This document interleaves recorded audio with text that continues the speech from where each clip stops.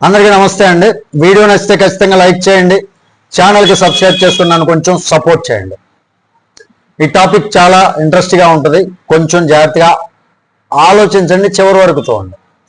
అసలు ఏది పరువు, ఏది ప్రతిష్ట అంటే కోర్టులు కానీ, రాజ్యాంగం కానీ, చట్ట సభలు కానీ, మన వ్యవస్థలు కానీ ఒకసారి క్లియర్గా చెప్పాల్సినటువంటి టైం వచ్చింది.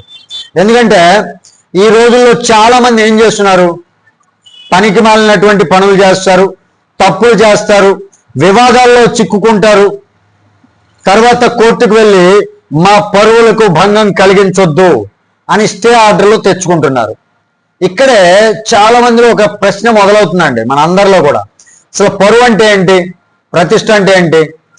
చట్టపరంగా పరువు అంటే సమాజంలో ఒక వ్యక్తి గురించి ఉన్నటువంటి మంచి అభిప్రాయం. ప్రతిష్ట అంటే పేరు మాత్రమే కాదు, గౌరవం, వ్యక్తిత్వం, సామాజిక స్థానం. ఇవన్నీ అంటే ప్రతి ఒక్కరికి గౌరవం ఉంది, అది ఖచ్చితంగా రక్షించుకోవాలి, రక్షించాలి కూడా. కోర్టులు ఇచ్చేటటువంటి రక్షణను మనం గౌరవించాలి. కానీ అదే సమయంలో ఒక ప్రశ్న అందరూ అడగాల్సిందే అండి, తప్పు చేసే ముందు పరువు గురించి ఆలోచించాలి కదా, బయటపడిన తర్వాత మాత్రమే పరువు గుర్తొస్తుందా? ఇప్పుడు చాలా మంది సెలబ్రిటీలు చూడండి అలాగే చేస్తున్నారు. ఉదాహరణకి తాజాగా social media star, Big Boss fame Ashu Reddy case తీసుకోండి. ఆమెకు హైకోర్టు రక్షణ కల్పించింది. ఆమె పరువుకు భంగం కలిగించేలా పోస్టులు పెట్టొద్దు, వ్యాఖ్యలు చేయొద్దు అని చెప్పింది. కోర్టు ఆర్డర్ని గౌరవించాలి అందరం కూడా, ఇందులో ఎలాంటి సందేహం లేదు. కానీ ఇక్కడ మనం మరో విషయం కూడా ఆలోచించాలి. ఒక్క వ్యక్తి మీద ఫిర్యాదు నమోదైతే, కేసు నమోదైతే అది జరిగినటువంటి విషయం కదా. ఆ వార్తను వార్తగా చెప్పడం ఏమాత్రం తప్పు అవుతుంది?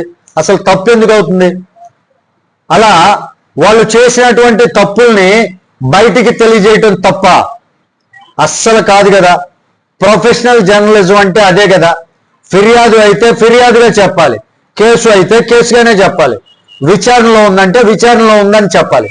కానీ ఇప్పుడు సమస్య ఎక్కడ వస్తుందంటే, కొన్ని సోషల్ మీడియా పేజీలు, కొన్ని యూట్యూబ్ ఛానల్స్ నిజం కన్నా కూడా మసాలా ఎక్కువ పెడుతున్నాయండి. వార్త కన్నా కూడా వక్రీకరణ ఎక్కువ చేస్తాయి. అక్కడి నుంచే వ్యక్తులు కోర్టుకు వెళ్తున్నారు.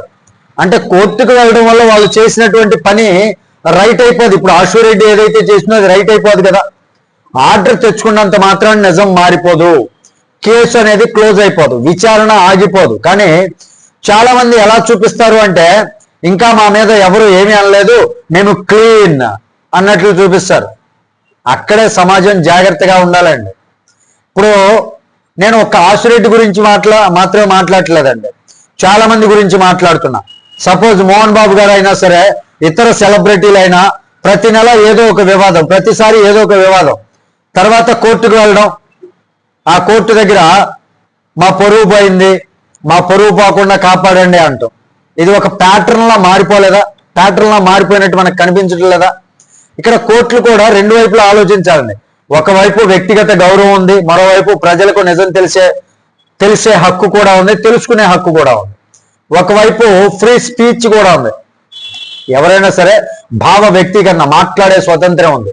మరోవైపు దూషణను ఆపాల్సినటువంటి బాధ్యత కూడా ఉంది.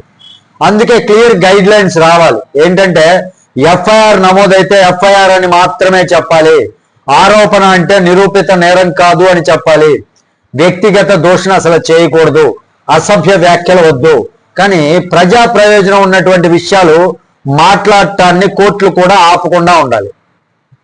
ఇప్పుడు కొన్ని ఇష్యూస్ వస్తున్నాయి అనుకోండి, ఆశు రెడ్డి వ్యవహారం కావచ్చు, మంగ్లీ వ్యవహారం కావచ్చు, కొన్ని ఉన్నాయి.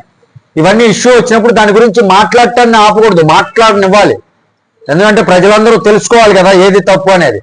కానీ అసభ్యంగా మాట్లాడకుండా కట్టుదిట్టం చేయాలి, మాట్లాడటాన్ని ఆపకూడదండి ఖచ్చితంగా. ఎందుకంటే సమాజం అప్రమత్తంగా ఉండాలి కదా. సోషల్ మీడియా స్టార్లు, సెలబ్రిటీలు, బిగ్ బాస్ ఫేమ్లు, సీనియర్ యాక్టర్లు, సీరియల్ యాక్టర్స్ కావచ్చు, బయట కనిపించే గ్లామర్ ఒక్కటే కాదు కదా, వాళ్ళ అసలు వ్యవహారాలు కూడా ప్రజలకు తెలిసే హక్కు ఉంది. తప్పు ఉంటే చట్టం చూసుకోవాలి ఖచ్చితంగా. అందుకే చివరిగా ఒక మాట అయితే చెప్తున్నానండి, పరువు రక్షణ చట్టం నిజాయితీగా బ్రతికే వాళ్లకు కవచం కావాలి, తప్పులు దాచుకునే వాళ్లకు, తప్పులు చేసే వాళ్లకు ఆయుధం కాకూడదు. తప్పు చేయక ముందే పరువు గురించి ఆలోచించాలి ప్రతి ఒక్కరు, బయటపడినటువంటి తర్వాత కాదు. మరి ఆశు రెడ్డి చేసినటువంటి వ్యవహారం ఏదైతే ఉందో తప్ప ఒప్ప పక్కన పెడితే కోర్టులు కూడా దీనిపైన ఆలోచించుకోవాలి, సమాజం కూడా ఆలోచించుకోవాలన్నమాట. మరి దీనిపైన మీ అభిప్రాయం ఏంటి అనేది కామెంట్ రూపంలో తెలియజేయండి. వీడియో నచ్చితే ఖచ్చితంగా లైక్ చేయండి, ఛానల్కి సబ్స్క్రైబ్ చేసుకున్నాను కొంచెం సపోర్ట్ చేయండి. తర్వాత వీడియోతో మీ ముందుకు వస్తాను. అప్పటి వరకు సెలవు. జై హింద్.